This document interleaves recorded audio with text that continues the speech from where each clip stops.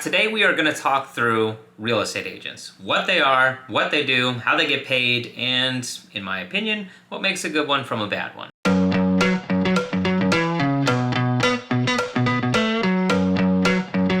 Welcome back. Starting at the top, what is a real estate agent? A real estate agent is somebody who is licensed to transact real estate in that local area. So they can help you buy, sell, rent, invest in property in whatever local licensing area that is. For me, I'm licensed in Illinois. I practice generally in Chicago, but that license is for Illinois.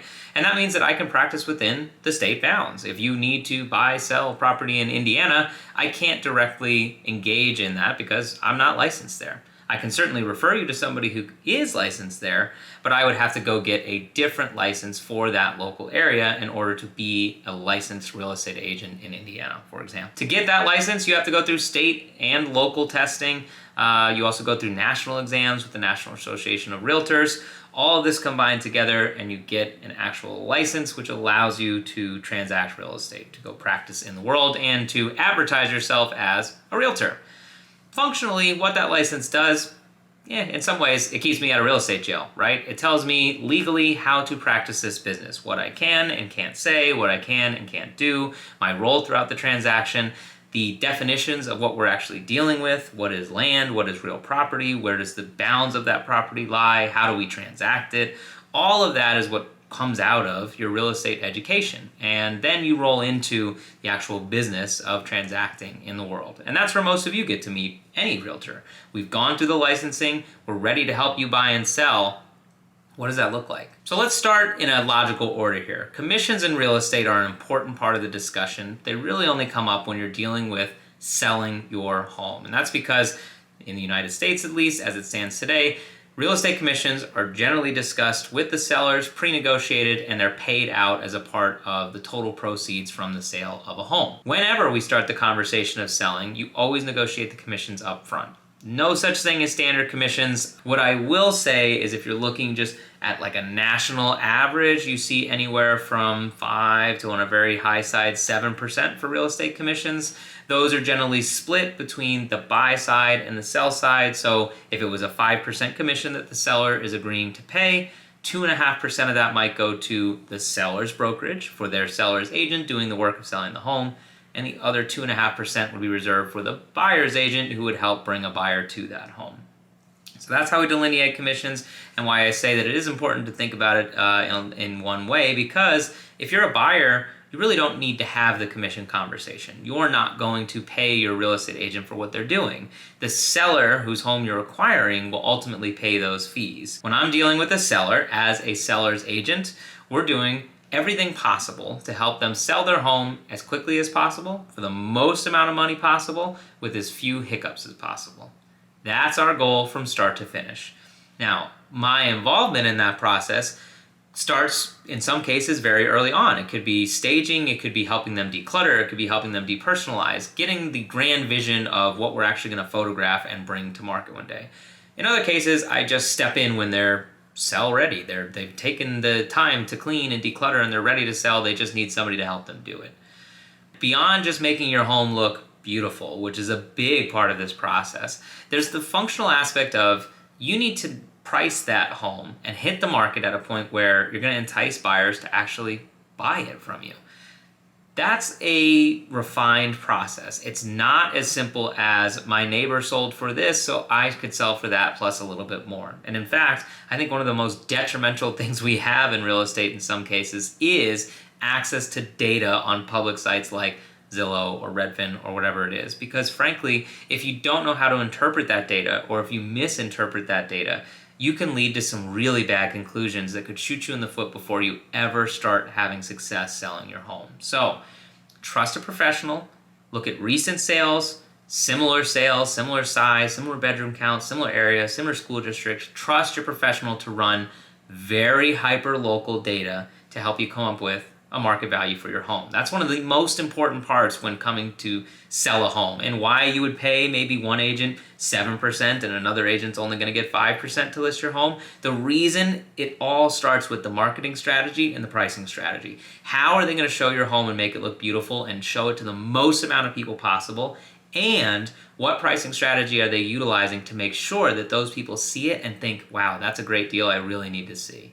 So you have to have a balance there, and that's the agent's job, is to help you market the property accordingly and to work with you on how much you're going to offer as a commission structure for the buyer's agent coming in.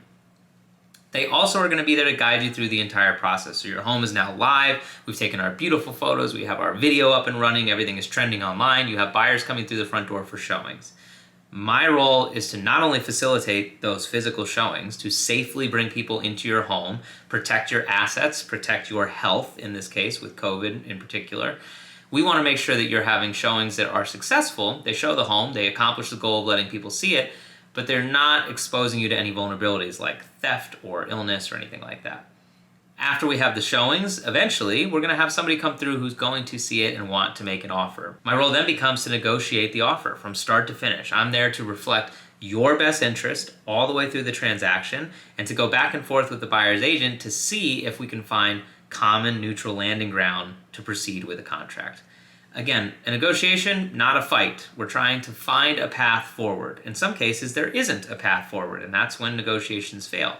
But if we can find common ground and move forward, that's when we start all moving towards closing, which is the ultimate goal for sellers and for buyers in any transaction.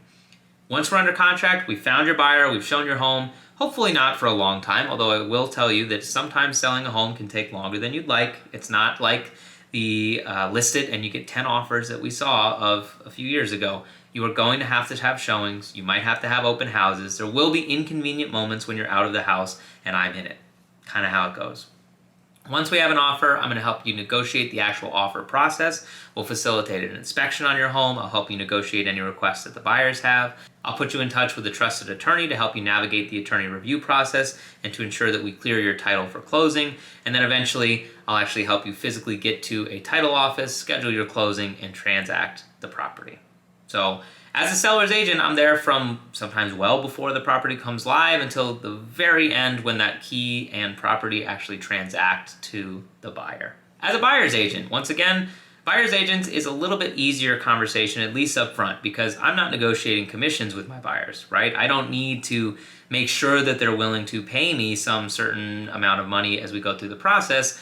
That is already secured by the sellers who have pre-negotiated a buyer and a seller's commission, at least as it stands today. We'll see. Oftentimes I'm engaged on the buy side pretty early in the process. I talk to some people who are tenants thinking about buying in a couple years, right? I mean, the buy side is highly educational, particularly if it's your first time through it. My job is to make sure you understand the actual buying process, how to acquire real estate here locally, and that you have a logical path into that process. You know how to get in touch with somebody to talk about financing, how to get in touch with a lender, for example. You know how we would go proceed and look at properties. You know what you're looking for, and we've had discussions about what's important to you. My goal is to take you from that very first second of, I think I would buy a home, to closing. Everything in between is part of a buyer's agent job. I'll help you come up with your requirements for your must-have, must-avoid, nice-to-have, everything that you think you want or know that you want in a property. We're going to put it on paper and define it. And then we're going to deploy that search into the marketplace and find inventory that matches it. We're going to go see houses, physically tour them. That's my job. Get you in the front door, take you through the showings, and show you each property that might meet your criteria so that you can make the critical decision of, which one do I want to make an offer on? Once you find a home you fall in love with, now we're running numbers again. Just like we do on the sell side, I'm going to help you figure out what is fair market value for this home based on recent transactions, based on other sales in the building or the neighborhood. Where do we think this property should sell? Anything below that number is a great negotiation, great value for you. Anything above that number, it's a little scary, particularly if you're going to get an appraisal because you might be overpaying, and we don't want to do that. So we're going to run numbers to make sure that you're held honest, everyone's on the same page with what the value for a property is, and then I'll help you actually write your offer for the property. So I will be your face during the negotiation. I'll help you engage with the sell side. I'll help you present your offer. I'll make sure that everybody understands what it is you're trying to accomplish and what it is you're offering until we get to a point where we have a negotiated contract and we can proceed under contract with the home. Once we negotiate, I don't just fall off the table, right? I'm here to help you from start to finish in the transaction. So as you go through things like inspection or you're getting the appraisal on the property, my role is to stay engaged. I'm going to be there with you during the inspection to make sure you understand what's happening. You understand what's being reported on, and you understand any potential issues that are coming up. If I can't be there in person myself, we will always take time after the fact to talk about what happened during the inspection and make sure that you don't have questions. Our goal is to make sure that you understand fully what you're buying so that you can make sound decisions before you get to the closing table. Just because you go under contract doesn't mean you're closing. We still have more to accomplish. After we go through the inspection, I'll help you clear the title with the attorneys. I'll help you answer any condo review questions. We'll look at the health of the building. We'll make sure your lender has everything that they need to close the deal. And ultimately, we'll go through the checkbox items to get you to the closing table so that you can buy a house. So those are the big ones: buy, sell, but there's plenty more that falls sort of in between on that spectrum. For example, I also work with tenants and landlords. So if you're a landlord, you can hire a real estate professional to help you rent out your unit. Here in Chicago, generally we see people using a commission structure like 1 month's rent would be used to pay the real estate agents for what they're doing in transacting. So for example, you have a unit, you want to rent it out for $2,000 a month. That would be $24,000 for the whole year. Hopefully you're making some good profit on that. You would then pay your real estate agent 1 month or $2,000 total commission to be split between the list agent and the tenant's agent. So in this case, that would be $1,000 to the agent helping you list your unit for rent and $1,000 to the agent who's bringing a tenant to your unit for rent. My goal when I'm working with landlords, it's very similar to when I'm working with sellers, in a slightly different spin. I'm still here to help you make your home look as great as possible so that when we're advertising and marketing, we can get as many eyeballs on the listing. But once we get an applicant, which would be similar to when you get a contract in, I'm gonna help you in a slightly different way. So my goal is to help you run credit and background checks on those individuals, or to at least connect you with resources so that you can do that, and to make sure that you have all the information possible so that you can make educated decisions on the tenants you're placing in your units. My goal really is to help you make sound decisions, maximize profitability, and limit vacancy.